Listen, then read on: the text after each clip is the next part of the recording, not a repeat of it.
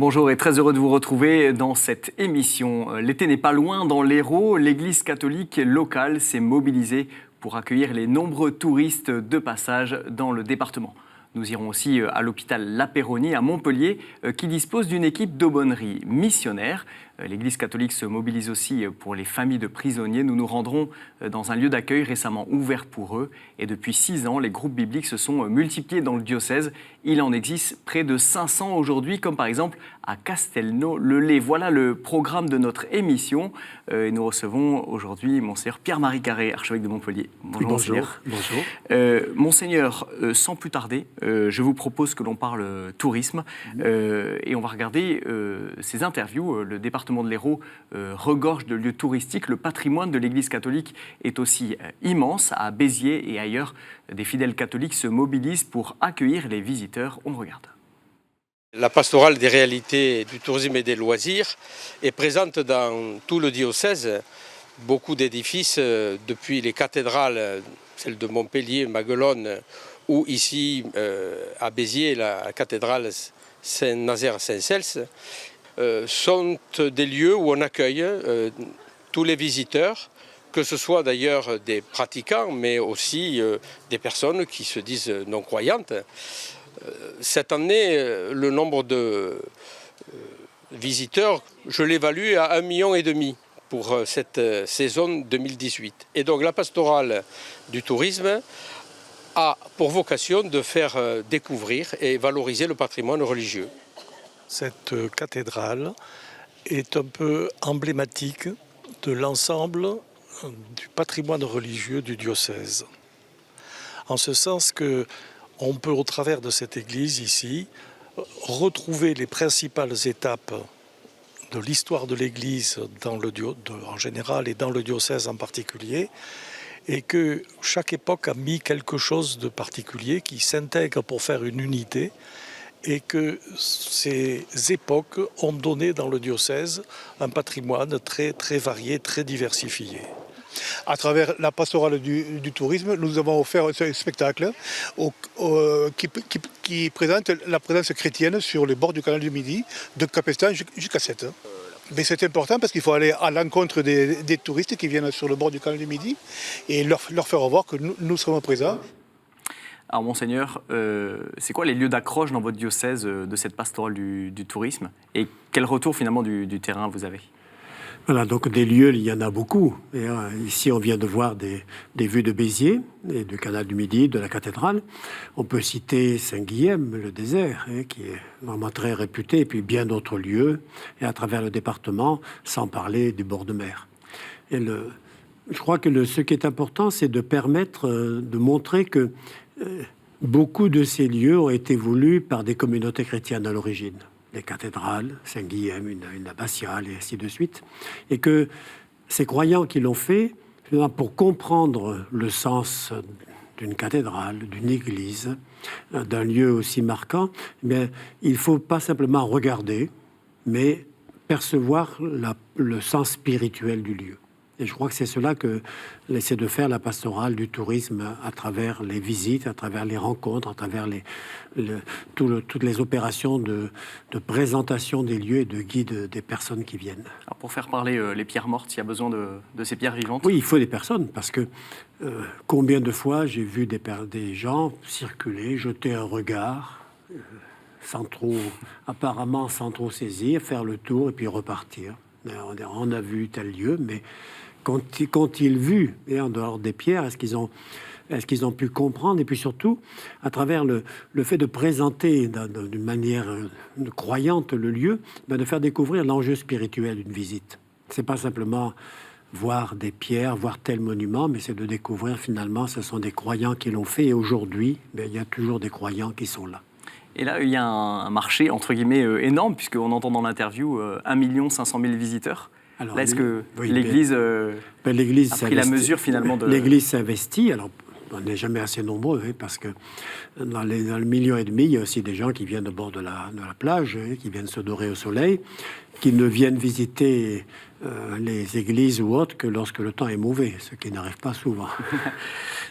Est-ce que vos équipes de la pastorale du tourisme ont des liens avec les professionnels du tourisme dans l'Hérault? Bien sûr, et bien sûr, parce que les syndicats d'initiative, les divers lieux qui existent et les relations avec les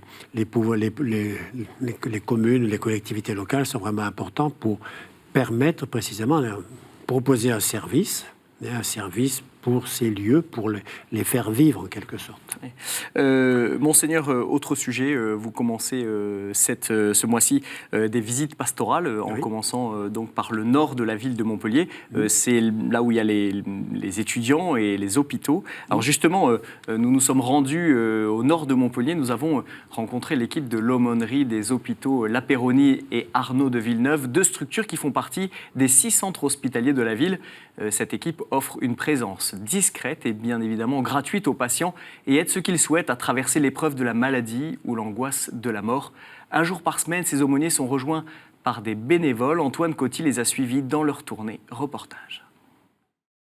Dans les couloirs de l'hôpital La Péronie à Montpellier, il faut un certain temps pour remarquer sa présence. Mais cette présence est bien là, discrète. L'aumônerie catholique fait partie des murs. Sa principale mission, c'est la visite quotidienne des malades. Ça sera sur l'Alliance, la prière de l'Alliance. Cela fait maintenant 3 ans que Sylvie Hermé est aumônier et pourtant, à chaque fois qu'elle entre dans une chambre, on sent chez cette femme une profonde attention et une présence particulière à l'autre. Oui. Bonjour. Bonjour. Comment ça se passe alors pour vous? Ça pourrait être mieux, mais voilà, c'est comme ça. La première fois, je me demandais pourquoi j'étais là, et puis j'ai compris qu'il fallait que j'y sois. Tu sens une force dans nos visites Beaucoup. Beaucoup, c'est ce qui m'a maintenu d'être ce que je suis aujourd'hui. Pour moi, c'est un appel. Voilà, j'ai ressenti comme un appel. Je ne savais pas que j'avais ce talent de visiter des malades. Donc j'ai découvert les premières visites avec beaucoup d'appréhension, parce que visiter un malade au niveau de la souffrance, c'est pas rien. On se laisse en fait guider par l'Esprit Saint. C'est là qui nous précède. Et ça me fait grandir ma foi. Amalia Valeur part-elle aussi à main nue au chevet de patients souvent esseulés. Sans objectif d'évangélisation, elle leur fait une simple proposition amicale tout en laissant la porte ouverte à plus. Amalia m'apporte beaucoup, mais vraiment, c'est un grand bonheur déjà. Et intellectuellement, mentalement, psychologiquement, c'est une renaissance, vraiment. En fait, c'est une forme d'accompagnement. Et nous sommes là où la personne est. Et petit à petit, il y a un lien qui se crée, une confiance qui se crée. Et à partir de là, c'est Dieu qui fait. Le traitement d'un malade peut effectivement être ajusté selon l'état spirituel du patient. L'aumônier devient un relais qui aide à traverser les moments difficiles, comme l'épreuve de la maladie ou l'angoisse de la mort. Dans ces moments-là, l'accompagnement est quand même une forme d'espérance, de non-renoncement à la vie. Et c'est la dimension supplémentaire à celle du soin où on se concentre sur la douleur, l'accompagnement psychologique. Et la dimension spirituelle, là, me paraît essentielle. Voilà. Je pense que c'est intéressant aussi pour nous, soignants, parce que dans les moments où on est un peu attristé, elle nous renvoie aussi de l'espérance. Un témoignage d'espérance dans un univers où la vie et la mort se côtoient au quotidien. La présence des aumôniers apaise, soulage et réconforte. Une présence chrétienne discrète, mais essentielle pour chacun. Monseigneur, quel regard vous portez sur l'activité de cette aumônerie ? Un regard admiratif, mais on vient de l'entendre à travers les témoignages de ces 2 personnes qui participent à l'aumônerie. On aurait pu en interroger d'autres encore, ainsi que la responsable, Jeanne Montbelli. Vraiment, c'est une présence d'église discrète, mais réelle. Et j'aurais presque envie de dire efficace. Elles viennent le dire, c'est Dieu qui agit à travers elles. Et on voit que Dieu agit c'est à travers les patients, mais également un témoignage donné au personnel médical. Oui, exactement. Ce n'est pas simplement la rencontre des malades ou des patients, mais c'est vraiment aussi pour les cadres de santé, pour le personnel soignant. C'est important aussi qu'il y ait cette dimension. Et vous savez peut-être que l'hôpital rémunère un certain nombre de postes d'aumôniers, parce que ça fait partie du traitement, en fait. Est-ce que ces équipes d'aumônerie sont bien acceptées par tous ? Voilà, c'est des hôpitaux publics. Oui, c'est des hôpitaux publics, mais c'était prévu dans la loi de 1905, la fameuse loi de séparation Église-État, où ceux qui sont dans des situations où ils ne peuvent pas participer librement au culte, eh bien, des postes d'aumôniers peuvent être rémunérés, donc ici par l'hôpital, pour précisément permettre d'exercer la liberté de conscience. C'est arrivé que certains remettent en cause ce système-là ? Je n'ai pas entendu dire, et j'allais dire, le témoignage des soignants montre que c'est vraiment appréciable et apprécié. Donc vraiment, je n'ai pas du tout d'éléments dans ce sens. Quels sont les enjeux de la présence chrétienne dans ces hôpitaux ? Et on pense, notamment dans l'actualité, on parle beaucoup des sujets bioéthiques en ce moment. Est-ce que ces aumôniers sont aussi confrontés à ces défis-là, éthiques ou moraux ? Ça arrive. Par exemple, lorsque des personnes sont pour elles-mêmes tentées par le suicide, par la mort. Et donc d'être là, d'être présent, d'accompagner, d'écouter les personnes. C'est surtout ce qui manque le plus. Parce que les soignants sont très pris par leur travail, par les soins techniques à apporter, n'ont pas de disponibilité pour rester des quarts d'heure entiers auprès de quelqu'un pour l'écouter. Il faut passer au malade suivant qui appelle. Et tandis que cette présence est vraiment essentielle d'un point de vue spirituel, moral, psychologique. L'une des personnes hospitalisées le disait. Vous avez écrit une lettre pastorale en 2017 qui s'appelle « Bâtissons l'avenir ». Vous appeliez à évangéliser aux périphéries à la suite du pape François. Est-ce que là, c'est typiquement un exemple d'évangélisation par les actes, finalement ? C'est un des exemples. Il y en a d'autres, comme par rapport aux prisons. Mais il y a un pôle hospitalier très important à Montpellier depuis longtemps. Et c'est vraiment très beau, très bien que l'Église soit ainsi présente. Monseigneur, dans cette attention aux personnes les plus pauvres, parfois les plus démunies, le diocèse de Montpellier a aussi ouvert à Béziers un lieu d'accueil pour les familles de personnes incarcérées. Nous étions présents pour le lancement. Reportage. Dernier coup de pinceau avant la fin des travaux du foyer de l'Orbe à Béziers. Cette structure, composée de 5 studios, va permettre d'accueillir et d'héberger les familles de prisonniers pendant un court séjour. Un projet qui répond à un nouveau besoin des plus démunis. Ce projet du foyer de l'Orbe est né avec l'arrivée de nouveaux centres pénitentiaires en 2009. On est passé d'une petite prison très ancienne à Béziers, près de la cathédrale, avec une centaine de détenus, à une nouvelle prison qui a été inaugurée en novembre 2009, avec 1000 détenus. Vite, on s'est aperçu qu'il y avait un besoin au niveau des familles qui avaient des difficultés parce que le transport jusqu'à Béziers est assez onéreux, suivant l'endroit où on est, et plus une chambre d'hôtel, c'était compliqué. Certaines familles ne pouvaient pas venir visiter les détenus. Réfléchir à comment aller vers les plus fragiles, c'est l'une des missions du diocèse de Montpellier et de l'équipe du diaconat. Depuis la Pentecôte 2017, une nouvelle orientation pastorale a en effet commencé pour les 5 prochaines années. Nous sommes dans une dynamique au niveau du diocèse, ce qu'on appelle l'orientation diocésaine, bâtissons l'avenir, avec 4 dimensions essentielles qui sont reprises. La première, c'est favoriser la rencontre avec le Christ. La deuxième, c'est avec les jeunes et pour les jeunes, annoncer l'évangile. La troisième, c'est aller vers toutes les périphéries et annoncer l'évangile à toutes les périphéries. Et la quatrième, c'est vivre l'Église comme communion de disciples. 4 dimensions pour que l'Église progresse sur le chemin de la fraternité et de la mission. Monseigneur, comment en êtes-vous venu à créer ce centre ? C'est quelque chose d'assez spécifique D'assez spécifique. Alors, Louis-Marie Tesserec vient de le dire très rapidement. On a vite pris conscience à Béziers que des personnes venaient de loin pour visiter des prisonniers. Et l'extension, avec ce nouveau centre très grand, l'extension fait qu'il n'y a pas simplement des gens des environs qui sont prisonniers ou des familles des environs. Et donc, ces personnes venant de loin avec peu de ressources, se trouvaient démunis, parfois ne venaient pas. Et vous savez combien le moral en prison est important et combien il est fragile. Et donc l'équipe d'aumônerie de la prison a évoqué cette question à plusieurs reprises. Je l'ai entendue. Et puis on a essayé de chercher parmi les bâtiments dont on dispose ce qui était possible. Et finalement, ce lieu, qui se trouve entre la gare et la prison, d'ailleurs, ce qui est bien placé, peut permettre d'accueillir quelques familles, modestement, mais quelques familles qui pourraient être ainsi hébergées gracieusement et pour les aider vraiment dans ce moment-là. Est-ce que c'est aussi une occasion de leur annoncer la foi, de leur annoncer l'Évangile? Alors, on annonce l'Évangile ici par des actes.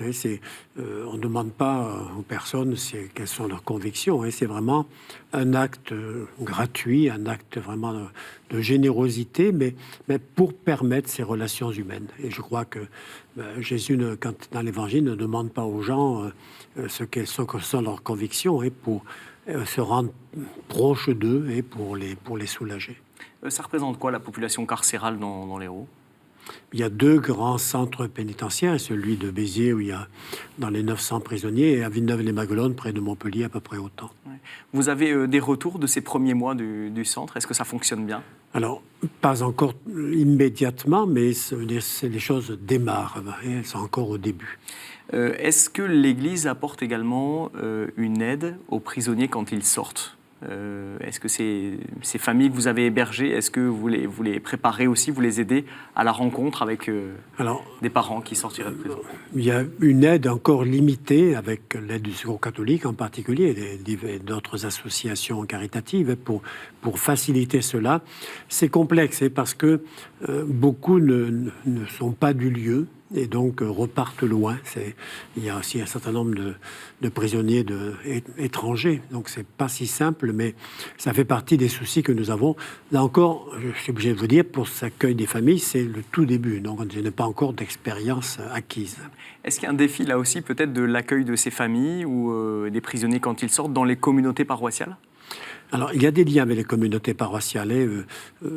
L'évêque vient aux grandes fêtes à Noël, à Pâques. Cette année, à Noël, j'étais à Béziers. Et précisément, il y a des échanges de crèches qui étaient à la prison, qui sont allés dans des paroisses, de cartes. Et c'est vraiment dessinées par des enfants et remises aux prisonniers. Des liens qui manifestent que les paroisses ne sont pas indifférentes à ce qui se passe là-bas derrière les grilles. Alors, Monseigneur, on sait que vous êtes exégète, donc vous avez aussi cet amour de la parole de Dieu. Est-ce que dans cette mission particulière, il y a une parole qui vous touche dans l'Évangile? J'étais en prison, vous êtes venu me visiter. C'est évident. Oui, exactement. Ouais. Monseigneur, il y a 6 ans, le diocèse de Montpellier lançait aussi des groupes bibliques. La mayonnaise semble avoir pris, puisqu'il existe aujourd'hui 500 groupes dans l'Hérault. On écoute quelques témoignages du groupe de Castelnau-le-Lay, à côté de Montpellier. Ce groupe se retrouve pour un partage de foi et pour laisser être dans l'écoute profonde de la parole et dans l'écoute profonde du frère. Et c'est cette conjonction qui fait qu'il se passe quelque chose. Et je crois que quelqu'un l'a très bien exprimé tout à l'heure. On entend des choses qu'on n'avait pas vues grâce à l'autre. Et ça change quelque chose pour moi, ça change quelque chose pour ma vie. Et il se passe quelque chose, voilà.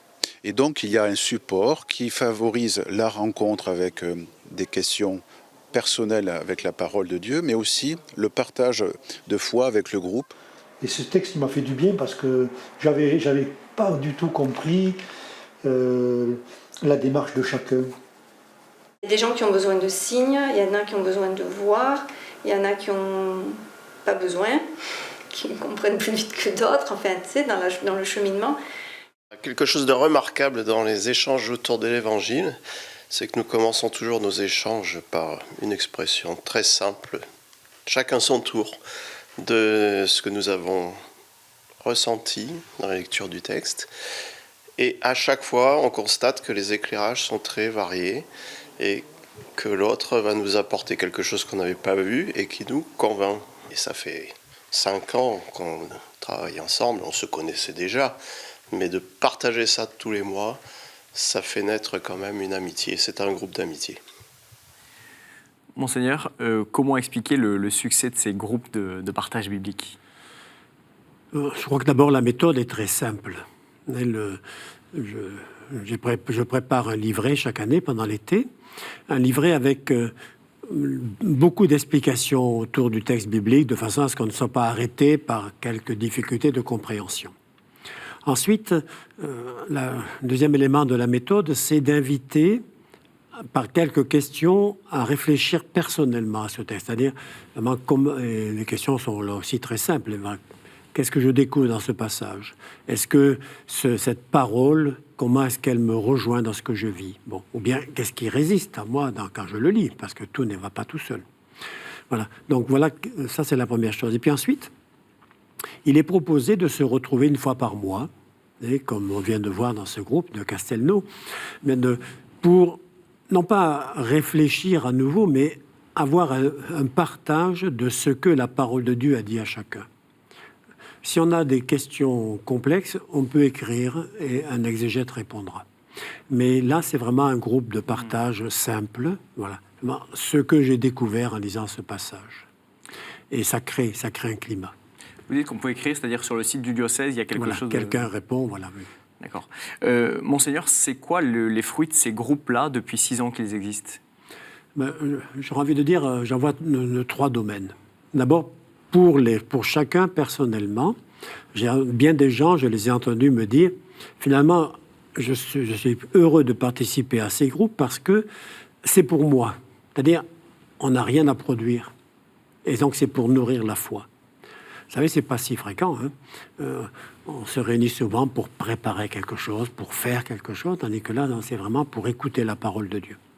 Deuxième avantage, on échange entre amis, entre proches, et puis finalement, on découvre que ce qui nous unit est plus important que les différences que l'on peut avoir. Et peu à peu, ça amène un troisième résultat. Quand dans une paroisse, il y a 10, 15 groupes, mais peu à peu, la mentalité change. Voilà ce que j'ai touché du doigt. Ça, vous l'avez vu très concrètement. Vous avez peut-être quelque chose à raconter sur telle ou telle paroisse que vous avez vu changer? Alors, je ne l'ai pas vu changer moi-même, mais je tiens cela de la part du curé, par exemple. Il faut y être régulièrement pour mesurer les changements, plus que je ne puis l'être. Monseigneur, est-ce que de cet échange de la parole de Dieu, il y a aussi un désir missionnaire qui émerge? On sait que c'était une des grandes thématiques de votre lettre pastorale. Oui. Le souhait, c'est que ces groupes ne restent pas repliés sur le même, parce que c'est un risque. Quand on s'entend bien, quand on est heureux, quand on découvre, finalement, on est tellement bien ensemble qu'on y reste. Et donc, d'inviter à au moment de la reprise de l'année pastorale, se dire, voilà, est-ce qu'on peut inviter quelqu'un? Ou bien est-ce qu'on peut créer un nouveau groupe, de façon à s'orienter? Puis, je l'ai dit à bien des reprises, on peut participer à ce groupe de lecture de la parole de Dieu sans être forcément à la messe tous les dimanches. Et un certain nombre de personnes m'ont dit être allées visiter leurs voisins, leur proposer de venir, aller faire les maisons de la rue, par exemple, ou dans le village, faire le tour du village pour inviter à participer. Il y a eu des refus, mais il y a aussi des gens qui ont dit oui. Monseigneur, un dernier mot, puisque le temps file dans cette émission. Votre évêque auxiliaire, Monseigneur Azéma, a démissionné donc pour raison d'âge. C'était début septembre. Alors, pour le remercier de ses 15 ans d'épiscopat, une messe d'action de grâce a été donnée le 2 septembre en la cathédrale de Montpellier. Monseigneur Azéma a eu quelques mots. Je vous propose de l'écouter. Merci pour tant de rencontres inattendues, exceptionnelles, improbables, qui m'ont remis debout, tel médecin qui m'a redonné la vie, tel jeune qui est venu m'annoncer son entrée au grand séminaire, tel couple toujours présent à mes côtés, et tant d'autres, et vous qui êtes là ce soir. Alors, Monseigneur, vous êtes archevêque de Montpellier depuis 2011, donc vous avez eu l'occasion de côtoyer Monseigneur Azéma pendant quelques années. Que retenez-vous de Monseigneur Azéma? Monseigneur Azéma est un homme du cru. Il était prêtre du diocèse de Montpellier, et ça, c'est un élément important. Il a été un précieux conseiller, un précieux guide, et quand je suis arrivé pour découvrir le diocèse. Et puis, un homme sage, d'origine rurale, donc bien enraciné sur place. Et pour moi, ça a été très précieux que cette présence, que son action. Et à travers les mots qui viennent d'être cités, on voit bien son enracinement local, mais tous les liens qu'il a, et aussi l'épreuve de la maladie. Il l'a évoqué discrètement. Il va être remplacé? Je l'espère, j'attends. Très bientôt, peut-être. Monseigneur, un grand merci de nous avoir rejoints sur ce plateau. Merci. Et merci à tous de nous avoir suivis. Cette émission s'achève. Vous pouvez désormais la retrouver sur notre site internet www.ktotv.com. Rendez-vous aussi sur le site du diocèse de Montpellier pour en suivre toutes les actualités. Merci pour votre fidélité. À la semaine prochaine. Au revoir.